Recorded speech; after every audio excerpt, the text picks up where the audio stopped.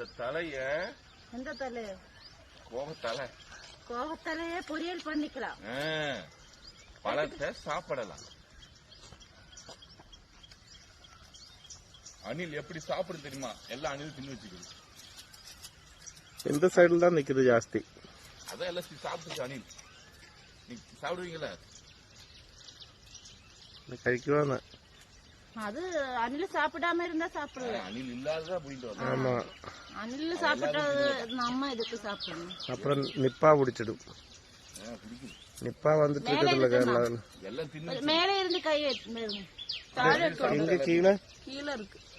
அணிலெல்லாம் சாப்பிட்டு இங்க இங்க அணில் சாப்பிட்டு வச்சிருக்காங்க.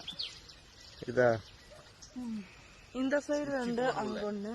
எல்லாம் ஆனா இந்த சைடுல நல்ல ஃப்ரெஷ்ஷா தான் இருக்குது. ஃப்ரெஷ்ஷா இருக்குது. எல்லாமே ஃப்ரெஷ் தான். ஆனா அணில் ஆட்டை போட்டு அல்ல, இங்க உங்கள்ட்ட கை எத்தாதுன்னு நினைக்கிறேன். பச்சை வந்தம் பிடிச்சா மழையா அங்க கேட்டா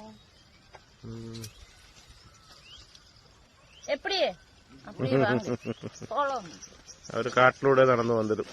இந்த பழம் வந்து கோவை பழம். இது வந்து எல்லாரும் காயாதான் சாப்பிட்டுருப்பாங்க. பழங்கள் சாப்பிடறதுக்கு வாய்ப்பு இல்லை.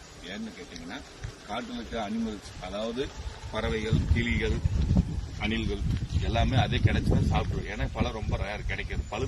பழுக்கிற வரைக்கும் யாரும் விட மாட்டாங்க. இருக்குன்னா முன்னா செடிய இந்த இடத்த சுத்தம் பண்றேன்னு பேர்ல தள்ளி விட்டுருவாங்க.